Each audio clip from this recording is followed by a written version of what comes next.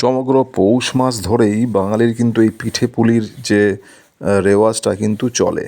ঠিক আছে, পৌষ মাস মানে হচ্ছে পিঠে পুলি পায়েসের অনুষ্ঠান, এবং সেটা আরও স্পেশালি হয়ে যায় হচ্ছে এই পৌষ সংক্রান্তিতে এসে ঘরে ঘরে নবান্ন যে পুজোটা চলে, এবং অবশ্যই পিঠে বানানোর যে রীতি সেটা তো থাকেই।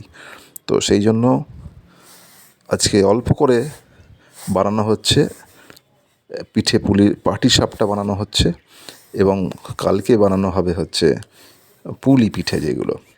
ঠিক আছে, তো অ্যারেঞ্জমেন্ট মোটামুটি সব আগে থেকেই করতে হয়েছিল। নারকেলের দামটা কিন্তু মারাত্মক, একটা নারকেলের দাম 50 টাকা।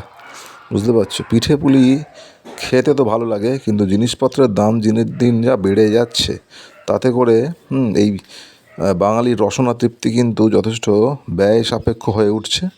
যাই হোক, খুব সুন্দরভাবে কিন্তু এই পাটিসাপটা বানানোর চলছে আমাদের কিচেনে, এবং এই পিঠে পুলি বানাতে আমার স্ত্রী একেবারে সিদ্ধহস্ত, দারুণভাবে থেকে কিন্তু বানায়, এবং প্রত্যেকটা দারুণভাবে উপভোগ করে আমি খাই, উনিও খান, সবাই খায়, এবং আমার মেয়ে তো খুবই ভালোবাসে।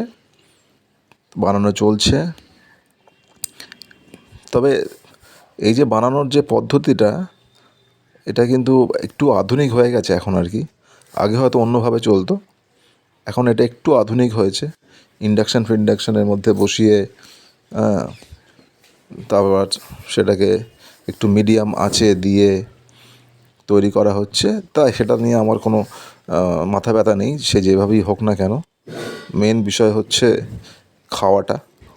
তো সেটা যখন হাতে পেলাম এবং খেলাম, দুর্দান্ত দুর্দান্ত লাগলো।